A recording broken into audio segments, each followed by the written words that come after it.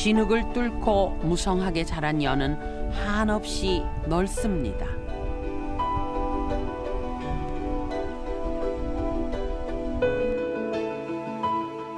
온갖 생명의 보금자리가 되고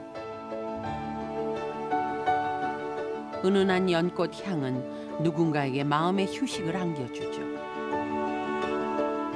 그리고 푸르른 연잎은 더할 나위 없이 좋은 음식의 재료가 됩니다.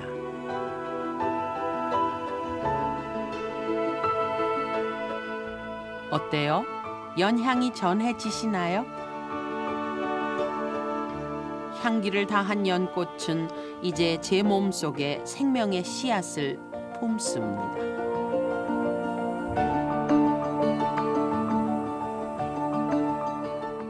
추운 겨울을 보내고 나면 푸르른 모습으로 우리를 찾아오겠죠.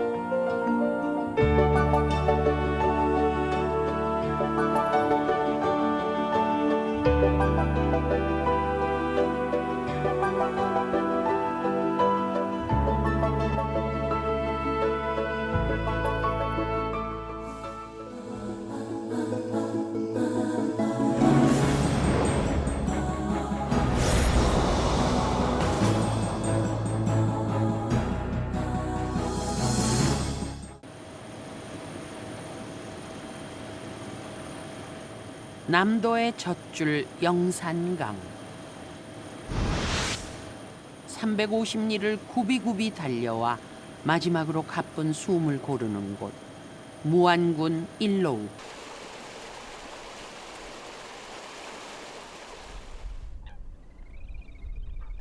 이곳 회산 백년지에 물이 차오르기 시작하면서 차가웠던 겨울이 물러납니다. 생동하는 봄의 기운이 찾아온 거죠.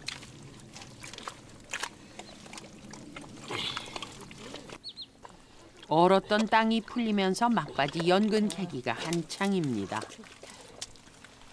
지난해 연농사의 마무리이자 올봄 새로운 농사의 시작인 셈이죠. 질퍽질퍽한 진흙에서 손으로만 캐내야 하는 연근 작업은 어지간히 어려운 일이 아닌데요. 이렇게 해야지만 시장에 내다 팔 수 있다네요. 메디가 기계로만 끊어져 버려요. 손으로 캐가지고 이렇게 촉을 살려서 캐야 돼요. 이렇게 그래야 이 상품이 돼요. 상품이. 연근의 땅속 세계가 궁금해지는데요. 진흙을 40cm 정도 파내려가 봤습니다.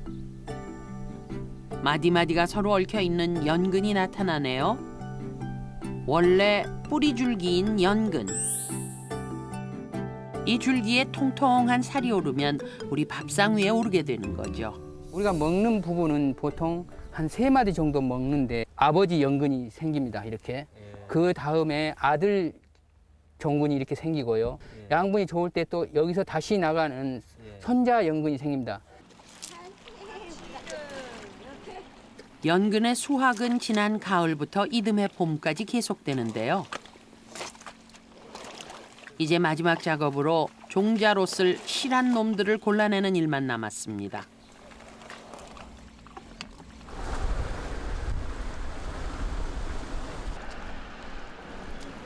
대지가 푸릇푸릇해지며 봄이 무르익어가고 얼마 전 캐낸 종자 연근을 심는 것으로 1년 농사가 시작됩니다. 모내기를 시작할 무렵 회산 백년지는 새들의 천국이 됩니다. 여름철새 외가리가 큼지막한 붕어 한 마리를 낚아챘네요.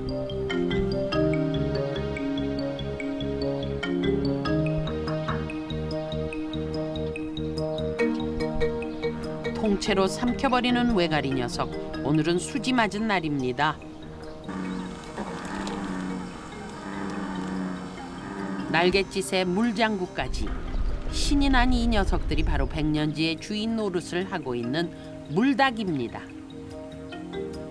철새이지만 자신의 본분을 망각하고 아예 백년지에 눌러 앉아버렸습니다.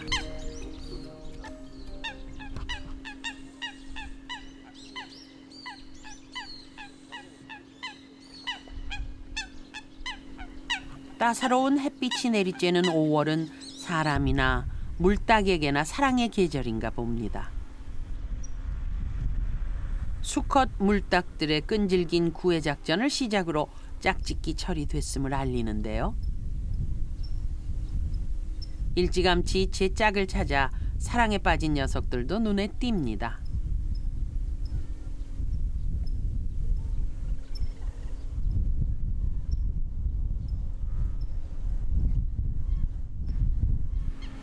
짝짓기 하랴 둥지 만들랴 회산 백년지에서 가장 분주한 것은 바로 물닭 부부. 녀석들은 수풀이 우거진 곳에 둥지를 만들고 신방을 차리는데요. 이때 연줄기는 가장 중요한 공사 재료가 됩니다.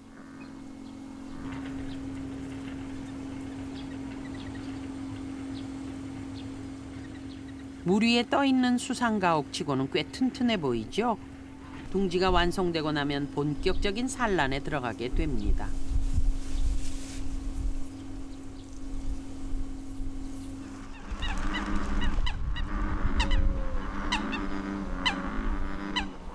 이웃 물닭이 영역을 침범했나 봅니다. 하지만 물닭 세계에도 엄연한 룰은 있는 법.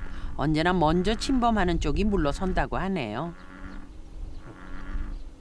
짝짓기 할 때는 수컷이 이제 자기의 그 둥지를 방어할 수 있는 일정 면적의 그 자기 영역을 이렇게 만들어 놓습니다. 그래서 그 영역을 다른 그 수컷들이 침범을 하게 되면 나가서 싸우게 되죠. 그래서 영역 다툼이 상당히 심합니다. 조금 일찍 짝짓기에 들어간 물닭들은 벌써 산란을 시작했습니다. 보통 한 쌍의 물닭이 7개에서 10개의 알을 낳습니다. 그렇게 해서 20여일이 지나면 새끼가 태어난다네요. 노란 창포 속에 아담한 집을 지어놓은 어미 물닭은 알이 깨어나는 그 순간까지 정성으로 보살피고 알을 품습니다.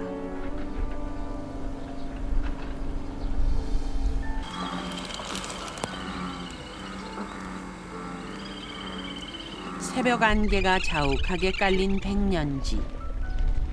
우물쭈물하다 물방울에 갇혀버린 송사리가 빠져나가기 위해 안간힘을 써보네요.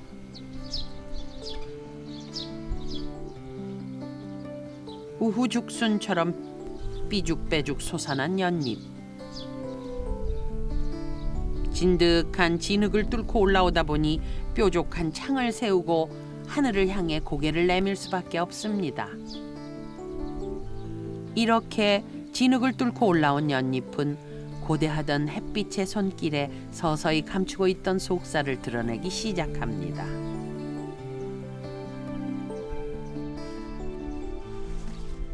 결국은 이제 진흙 속에서 진흙을 뜯고 생장해야 되는 그런 어려움이 있으니까 그 진흙을 뜯기 위해서는 화살촉 모양으로 이렇게 좀 좁고 끝이 뾰족한 것이 좋겠죠.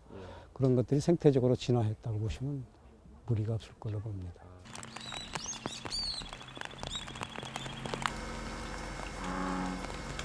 황소개구리가 목청껏 피를 반기는 백년지.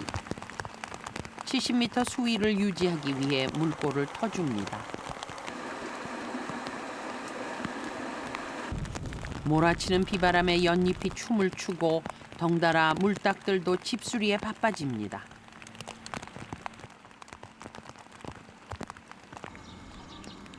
어느새 비가 잦아들고 몸단장하는 물닭 사이로 분주하게 움직이는 녀석이 보이시죠? 이 녀석이 바로 잠수의 달인 논병아리입니다. 숲을 사이에 집을 짓는 논병아리는 물닭과 평화협정을 체결하고 영역 다툼을 하지 않는 것으로 유명한데요. 어찌나 성격이 급한지 잠수했다 싶으면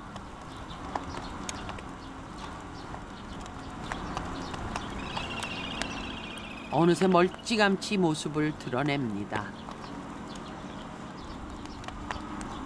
역시나 잠수의 달인다운 모습이죠.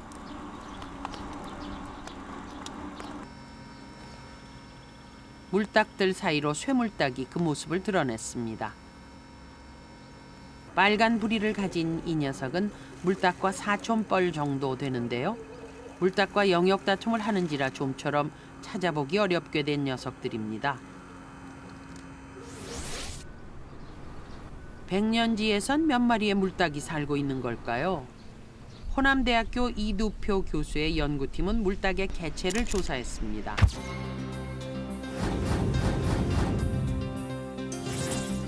둥지 조사로 무려 50쌍이 관찰됐습니다. 최근에 이렇게 물닭이 번식하는 숫자가 점점 많이 늘어나고 있는데 이 백년지의 경우에는 특히 이렇게 50쌍이나 번식하는 것이 좀 우리나라에서 처음으로 이렇게 발견된 것 같습니다.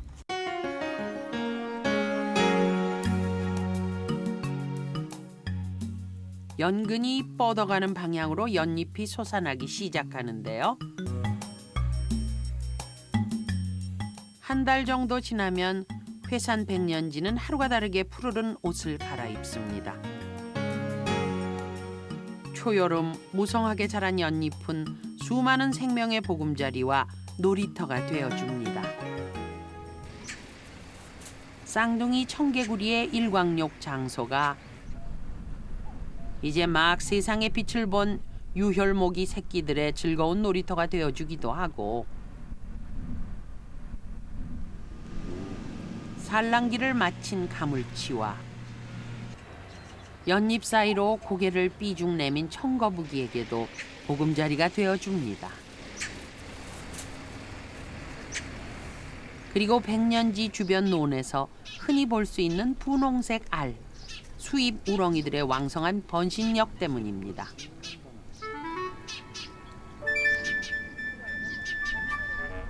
푸른 연잎 사이로 대가족을 이룬 물닭들이 보이네요.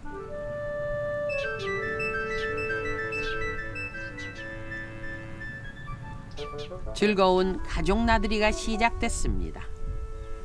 암수가 앞서거니 뒤서거니 망을 보고 새끼들은 그 뒤를 졸졸 따라다닙니다. 넓은 연잎에 올라 잠시 쉬기도 하고 연잎은 아주 좋은 놀이터가 됩니다.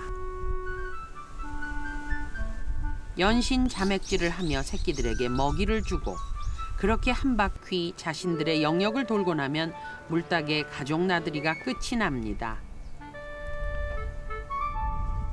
이처럼 연이 사는 연못은 생명이 숨쉬는 쉼터가 됩니다.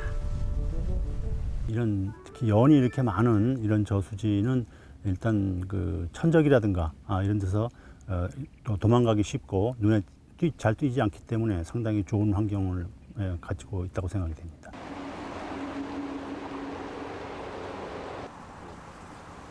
연이 자라기 위해선 반드시 물이 필요하겠죠. 수생동물이나 사람에게 연은 어떤 환경적 의미를 가질까요? 갈대, 부들, 수초와 같은 대부분의 수생식물들은 수질 정화에 영향을 미치는데요. 특히 강 주변에 자란 연은 물을 맑게 하는 데 탁월한 능력을 갖고 있다고 합니다. 한국과학기술원에서 수생식물들의 수질 정화 능력을 비교해 봤는데요. 연은 꽃창포, 물상추보다 무려 4배 이상의 질소와 인을 제거할 수 있었습니다.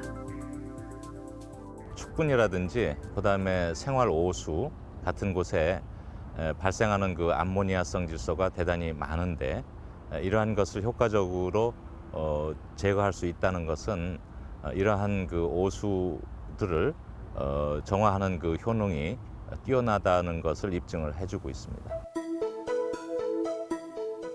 그렇다면 과연 진흙에서 자란 연이 물을 맑게 하는 이유는 뭘까요?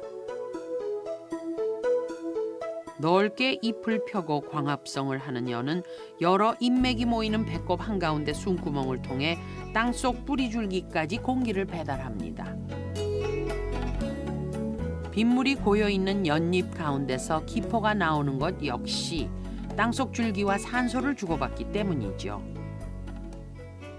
광합성을 하여서 생성된 그런 산소들이 이런 돌기를 통해서 공기의 주머니를 통해서 뿌리와 그다음에 토양으로 확산이 되기 때문에 수질 정화에 대단히 효과적인 그런 역할을 수행을 하고 있습니다. 북한강과 남한강의 물이 만나는 투물머리. 이곳에선 연을 비롯한 여러 수생식물을 심어 도시민을 위한 생태교육장으로 활용하고 있는데요. 물과 꽃이 어우러졌다는 이 정원은 양평을 대표하는 문화공간으로 새롭게 태어났습니다. 물을 정화시키고 또 도심에 사시는 분들은 오셔서 환경을 이렇게 가꿈으로써 도시민들이 원하는 그런 그 생활 태도라든지 물을 아껴야 된다든지 또 환경을 개선해야 된다든지 이런 것을 하기 위한 그런 교육장으로 저희들이 이렇게 조성하게 되어 있습니다.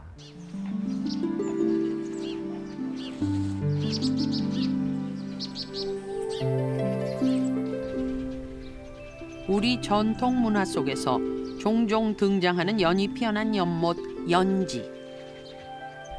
새 속에 물들지 않고 의연하게 살아가는 군자의 모습이 연꽃과 닮았다 해 옛 선비들은 정원에 연을 심고 풍류를 즐겼습니다. 이런 연지의 역사는 멀리 삼국시대부터 이어져 오고 있는데요.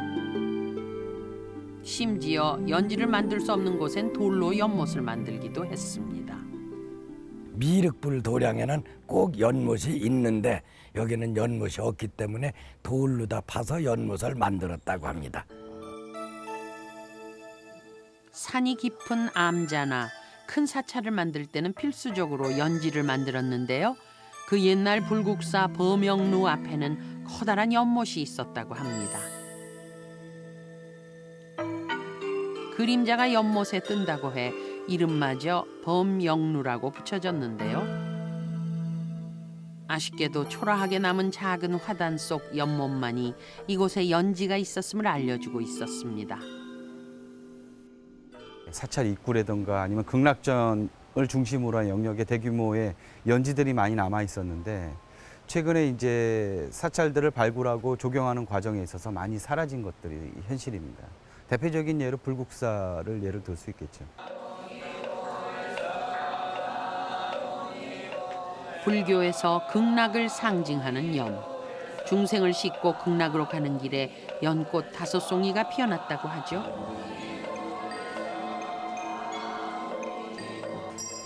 극락 정토로 가는 길에 피어난 연꽃은 불교에선 만물을 만들어내는 모티브가 됩니다. 부처의 진신사리를 보관하고 있는 통도사 금강계단. 이곳에도 어김없이 연꽃을 찾아볼 수 있는데요. 연꽃 돌 장식이 세련미를 보여준다면 범어사의 불단 장식은 사실적인 연꽃의 묘사로 유명합니다. 사찰 건물 천장에는 입체적인 연꽃 문양으로 가득한데요. 각양각색의 연꽃 문양이 사람들의 마음을 편안하게 만들어줍니다.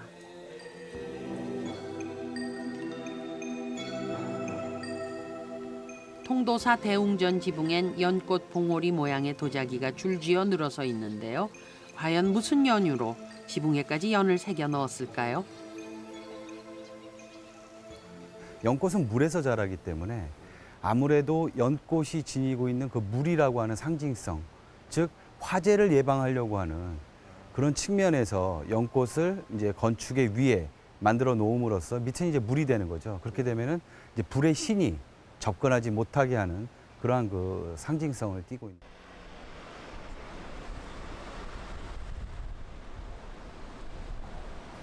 연의 상징적 의미는 현대 건축에도 이어지는데요. 2009년 문을 연 호림 아트센터. 대한민국 소비의 중심지이자 현대문화를 대표하는 강남에 세워진 도자기와 전통 유물 전시관입니다. 극도의 이윤과 상업화된 그런 공간에 생겨났다는 그 자체는 저희가 새로운 문화의 장을 열어간다라는 그런 의미를 갖고 시작을 했습니다. 연꽃을 모티브로 만든 박물관. 겹겹이 붙여 만든 건물은 다나한 연꽃송이를 떠올리게 하는데요. 공간과 공간을 연결하고 그 사이로 바람과 햇살을 받아들여 줍니다. 연꽃 자체가 아름답고 또 그것 자체가 완결한 형태를 또 갖고 있거든요. 이제 그런 부분들을 어떻게 이제 현대화 시키느냐가 뭐 저희 같은 디자인하는 사람들이 있거나 그런 사람들의 또 하나 이제 어떤 도전 과제이기도 합니다.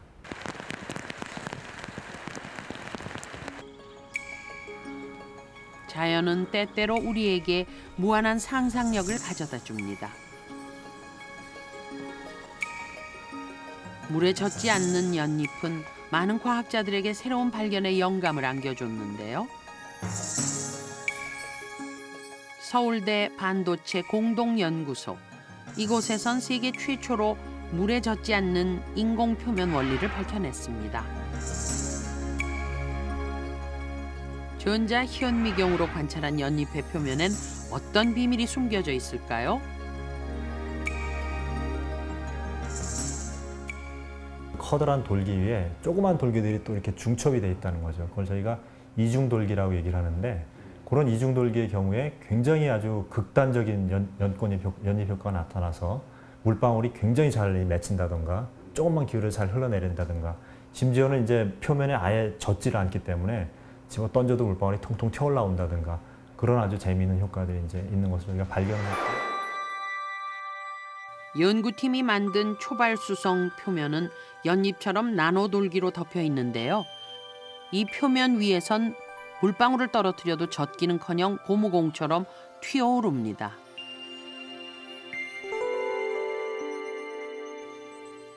이런 연구 결과를 이용하면 반도체 같은 정밀기계나 물에 젖지 않는 옷감, 비만 내리면 저절로 깨끗해지는 자동차 등의 개발이 가능해집니다.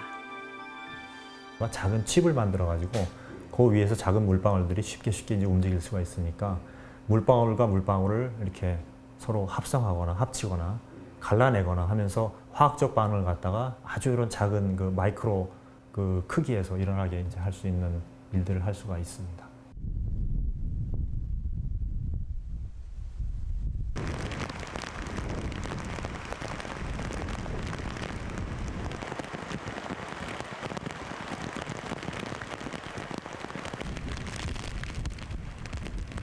갑작스런 비에 놀란 아이들, 오랜만에 휴식 나온 사람들.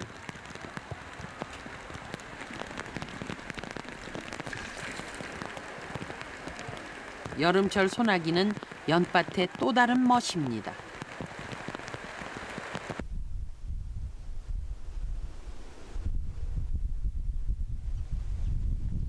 바람에 흔들리는 연잎의 춤사위.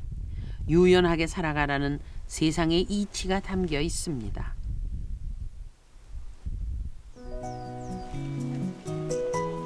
연잎끼리 부딪혀 찢기고 상처가 났지만 푸르른 연잎은 더욱 무성해졌습니다. 그리고 해가 얼굴을 드러내자 붉고 흰 꽃봉오리들이 빼꼼히 얼굴을 내밀었습니다. 드디어 연의 가장 화려한 순간, 꽃의 잔치가 시작되려나 봅니다.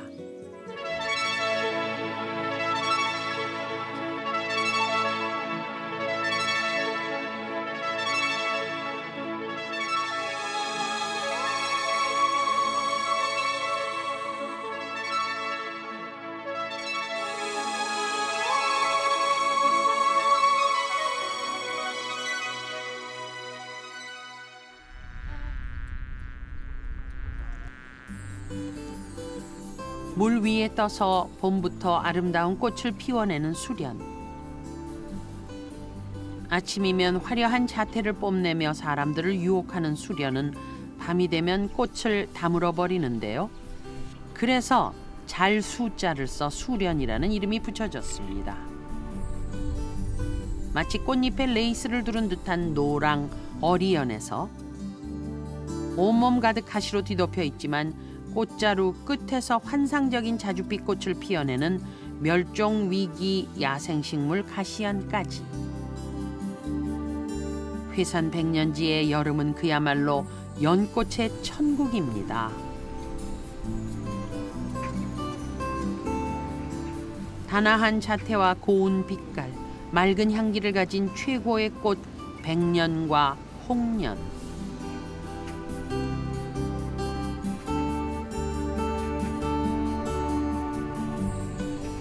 첫째 날 꽃받침이 떨어지고 꽃봉오리가 벌어지기 시작하면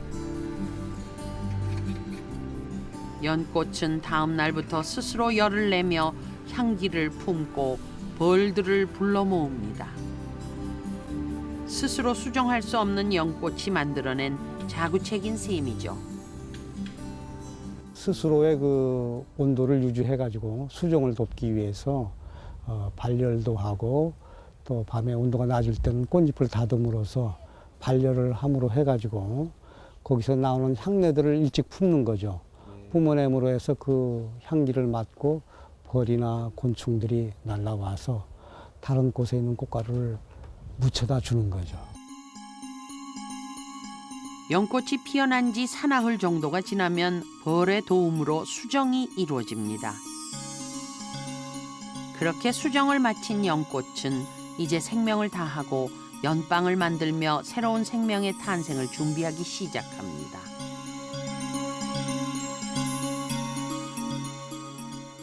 종족 보존을 위해서 그런 방향으로 향도 내고 곤충도 유인하고 또 자체의 체온도 유지하고 수정을 위한 체온이 되겠죠.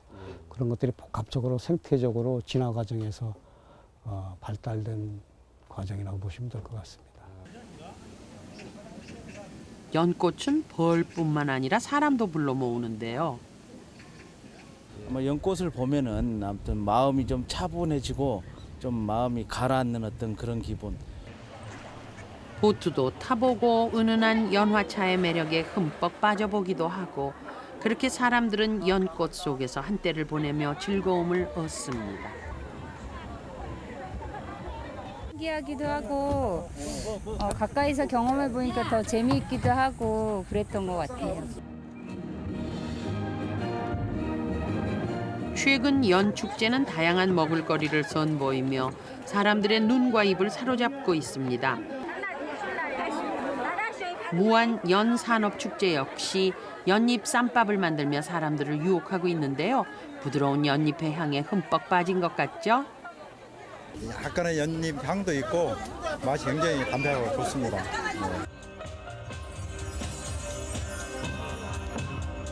밤이 되면 백년지의 아름다운 정취와 소리가 한데 어우러집니다.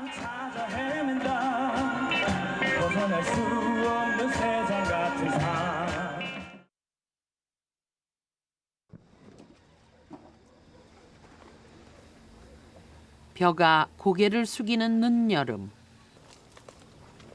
이슬이 채 가시지도 않은 이른 아침부터 분주해진 사람들.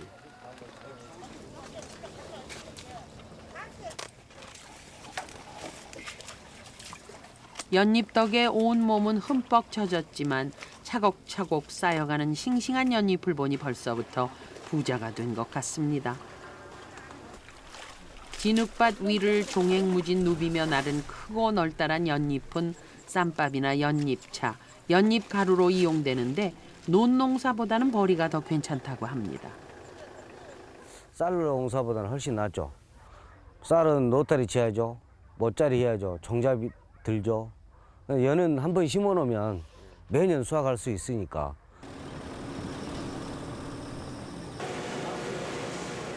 수확된 연잎은 가공 공장에서 잘게 자른 다음 녹차와 비슷한 방법으로 찌고 덮고 비비는 과정을 반복하면 은은한 향이 살아있는 연잎차가 만들어지는데요. 이 연잎차를 곱게 빻으면 음식 어디에 넣어도 향이 살아나는 연잎 가루가 된다고 합니다. 국수, 냉면이라든지 연식회 그런 거에 식품의 1차 가공품의 중간 소재의 원료가 되는 겁니다. 손수 연잎을 덮는 선호 스님.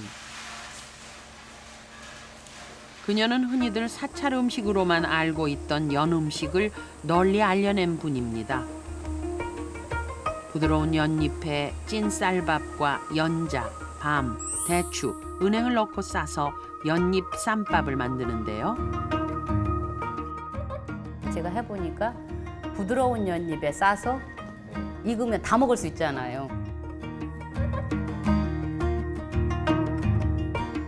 다 싸서 냉동실에 책장 넣어놨다 10인분씩이고 그렇게 손님이 오면은 그럼 꺼내서 그냥 김만 올려서 먹으면 되니까요. 은은한 연잎의 향이 살아있는 연잎 쌈밥. 여름철 별미로 제격이랍니다. 연근하면 가장 먼저 떠오르는 것이 연근 조림이죠. 씹히는 맛이 일품인 연근 보쌈김치에 배추김치, 거기에 연근 백김치까지. 연 요리들로 그럴듯한 한상이 차려졌습니다. 어때요? 소박하지만 정갈한 연 밥상에 구미가 당기시지 않나요? 이제 연으로 만든 면 요리의 세계로 빠져볼까요? 우리가 연은 뿌리, 줄기, 잎, 순 안 먹는 것이 없기 때문에 그걸 어떻게 이제 우리가 입맛에 맞게 부위별로 먹을 수 있느냐가 이제 지혜인 것 같아요. 연 냉면에 자장면, 거기다 만두, 연근 죽까지. 자, 이제 간식거리를 만들어 볼까요? 쌀가루에 연자육을 넣고 잘 반죽해서 연잎을 깐 다음 시루에 푹 쪄주면 누구나 좋아하는 연잎 설기떡이 완성됩니다. 네, 지금 한 300가지도 넘게 만들어 봤는데 앞으로 더 많은 음식을 만들어 봐야 될 것 같아요. 연꽃 향이 살아있는 백년주, 고소한 연자 안주, 연자가루로 만든 다식과 주스는 아이들 간식으론 그만이겠죠?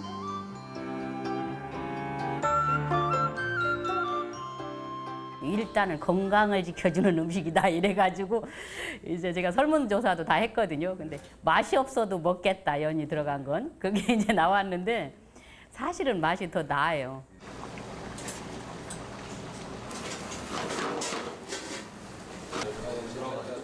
최근엔 연을 전면에 내건 음식점들도 하나둘 생겨나고 있는데요. 아귀찜에서 연잎 백숙까지 육해공을 넘나드는 다양한 음식의 맛과 풍미를 살리고 있습니다. 특히 기름기가 많은 음식에 연잎을 넣어주면 담백함이 살아나 안성맞춤이라고 하네요. 맛이 훨씬 더 담백해진 것 같아요. 기름기가 좀 많이 줄어드는 것 같고. 아무 잔맛이 없고 이상하게 맛있어. 맛, 향기를 뭐라고 대답할 수가 없이 좋아. 지금 뿌리고 있는 건 연근가루입니다. 전골에 연근가루를 치는 이유가 있나요? 예, 전골의 잔냄새를 없애주고요. 국물이 상당히 담백하게 맛이 좋습니다. 확실히. 아 그래요? 예. 손님들의 반응도 그런가요? 예, 반응이 참 좋습니다.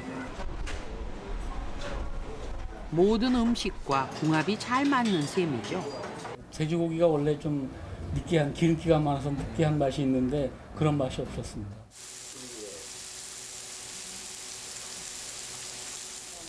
삼겹살을 구울 때 연잎 가루를 뿌려주면 돼지고기 특유의 냄새도 안 나고 연기도 덜 난다고 합니다. 신기하지 않으세요? 연기도 많이 안 나는 것 같고 그러니까 냄새가 특히 안 나는 것 같아요. 비린 그런 냄새가 안 나는 것 같아요. 지방을 전부 다 분해하는 게 눈에 보여요. 저희가 이렇게 직접 해보면. 고기를 숙성시키거나 삶고 구울 때 지방을 없애준다는 연.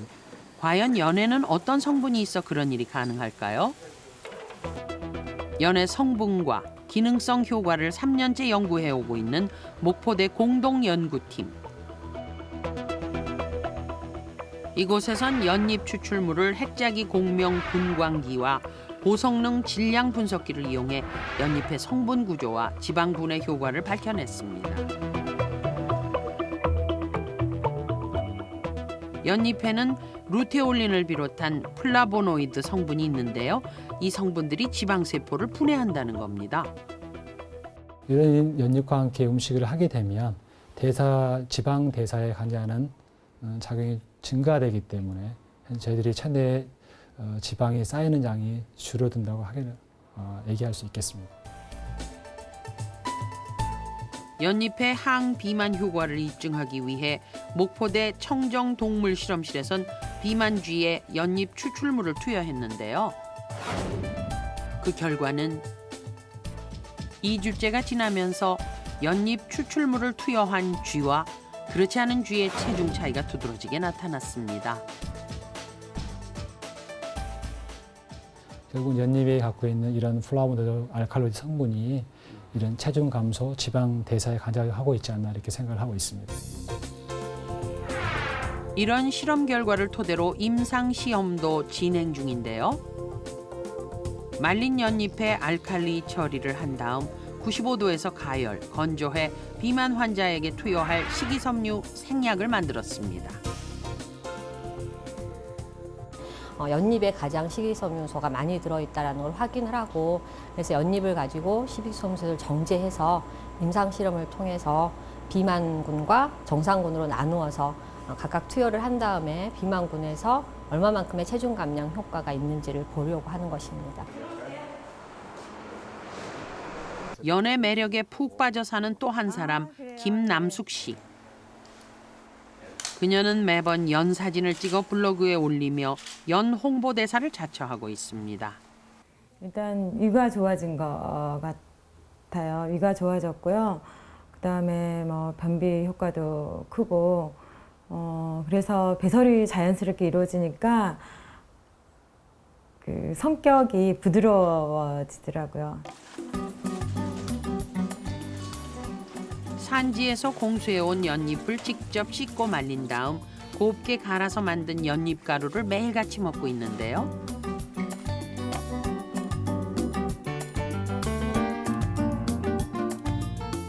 직접 체험해본 바로는 공복에 연잎 주스를 마시면 소화도 잘 되고 변비 해결에도 그만이라고 합니다. 체중하고도 관련이 좀 많은 것 같아요. 연근을 먹으면 배가 부르거든요. 생산자와 직거래를 통해 구입한 햇 연근을 요리하는 남숙 씨. 유난히 코피를 흘리던 막내 아들 때문에 먹이게 된 연근이 이제는 남숙 씨 가족에겐 없어서는 안 될 소중한 식재료가 됐는데요. 심지어 냉장고 안이 연근으로 가득할 정도입니다. 매일 밥상에 올라오는 것이 되겠네요. 네, 매일 김치 먹듯이 네. 그렇게 먹고 있고요. 이건 그다음에 이거는 저희는 이제 볶음밥이나 카레나 짜장 만들 때 이렇게 썰어놔가지고 감자처럼 볶아가지고 거기다 넣어 먹어요. 이 연잎도 그렇게 사시사철 먹을 수 있는 상품으로서 진열대에 오르면 아무래도 소비자가 구해서 먹을 수 있는 가능성이 높잖아요. 그리고 또 연잎 가루도 좀 판매가 되었으면 하는 생각이 들거든요. 아주 특별한 연요리 경연대회가 열렸습니다. 연잎 롤에 크로켓까지 사뭇 진지한데요. 육수로 들어갔고 연잎 안에는 가물치가 들어갔어요. 부분이 미용까지도 아주 좋은 그런 그 식품으로 그렇게 얘기를 하고 있습니다. 전통 연요리와 서양 음식을 결합한 다양한 퓨전 요리. 맛은 물론이고 모양새까지 정말 먹음직스럽죠? 분말로 나온 연잎이나 연근 가루 같은 경우는 떡에도 좋고 밀전병에도 좋고 소스에도 활용하기가 아주 쉽습니다.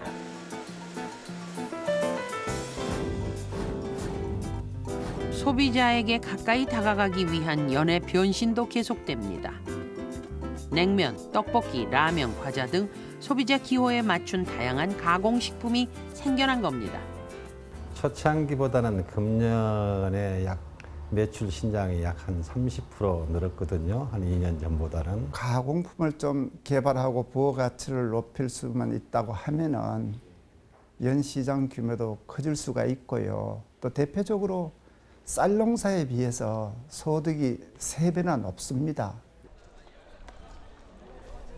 기능성 식품으로서의 무한한 가능성을 안고 있는 연. 그 가능성을 현실로 바꾸기 위한 꾸준한 노력도 이루어지고 있는데요. 지난 3년간 연 추출물의 기능성 연구는 물론 성분 분리, 조리, 가공 기술 개발, 연애 상품화 등 다양한 연구가 진행됐습니다. 그중 가장 눈길을 끄는 것은 고압을 이용한 연근 굴치기 개발. 이 굴치기가 개발된다면 연근 캐기가 훨씬 수월해지겠죠? 앞으로 좀 보완을 한다면은 다소나마 연근 수확하는데 노동력을 감소시킬 수 있는 그러한 기회를 개발을 할 수 있을 것 같습니다. 항아토피 효과라든지 비만 효과들에 대한 것이 입증되니까 그런 부분들에 대한 것들도 고려를 해서 연근과 연잎이라든지 아니면은 연수, 연꽃 부분들을 합리화한 토탈 디자인, 드럭 디자인 이런 방향으로 산업이 유도돼야 되지 않느냐 생각을 해보고 있습니다. 이제 가을입니다. 백년지에 푸르던 연잎도 서서히 노랗게 물들어가는데 어느덧 새끼 물딱도 어미처럼 튼실하게 잘 자랐네요.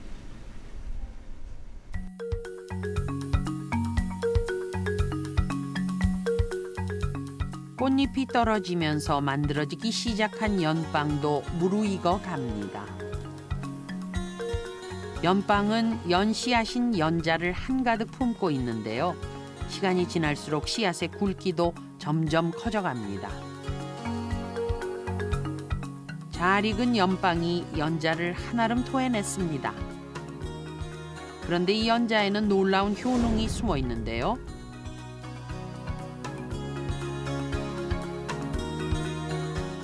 마음을 안정시키며 심기를 통하게 하는 연자는 한약재로 두루 쓰였다고 합니다. 마음을 안정시킨다는 효능이 광범위하게 알려져 있습니다, 사실은. 그리고 저희가 요즘 이제 실험을 통해서도 보면은 연자육이 이제 우울증이나 이런 정신과 질환에 효능이 좋다는 걸 계속 밝혀지고 있는 상황이고요. 10여 년 전부터 우울증 치료 약재를 연구해온 배현수 교수.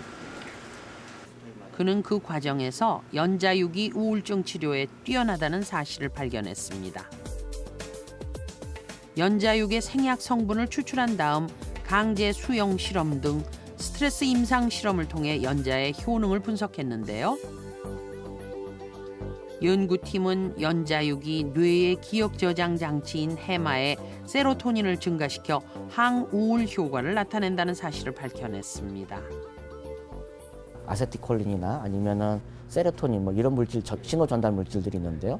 이것하고 붙는 이제 수용체에 이 연자육의 이런 성분들이 어떤 역할을 하는가를 제가 실험을 했는데 상당히 효과가 좋은 것 같습니다.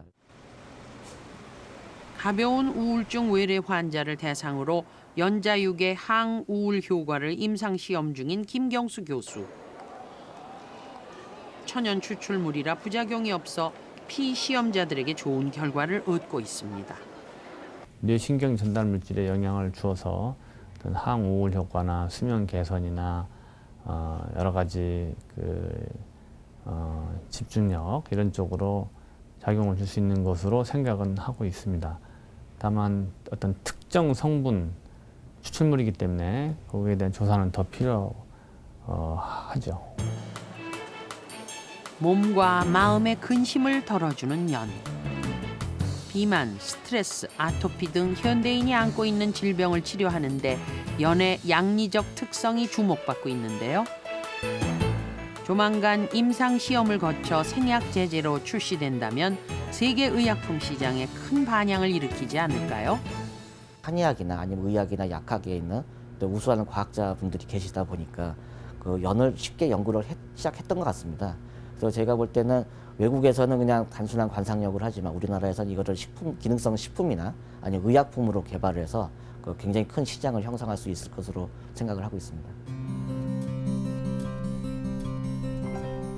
가을 서리에 연잎은 순식간에 시들어버리고 이내 겨울이 찾아옵니다. 겨울 철새가 날아들고 황량함이 가득한 백년지를 생기로 채워주는 땅속의 진주 연근 캐기가 시작됐습니다. 여기 같이 파가 여기. 왜 없어? 도시민의 연근 캐기 체험. 큰 놈 꼈어. 온몸이 진흙투성이가 되고 힘든 하루를 보냈지만 연근 캐기의 어려움과 농민들의 마음을 헤아리는 계기가 됩니다. 오늘 연근을 이렇게 힘들게 캐봤더니 정말 이게 비싸다고 말할 게 아니더라고요. 정말 귀한 것 같아요. 그래서 오늘 정말 이 연근을 캐면서 너무 보람 있었어요.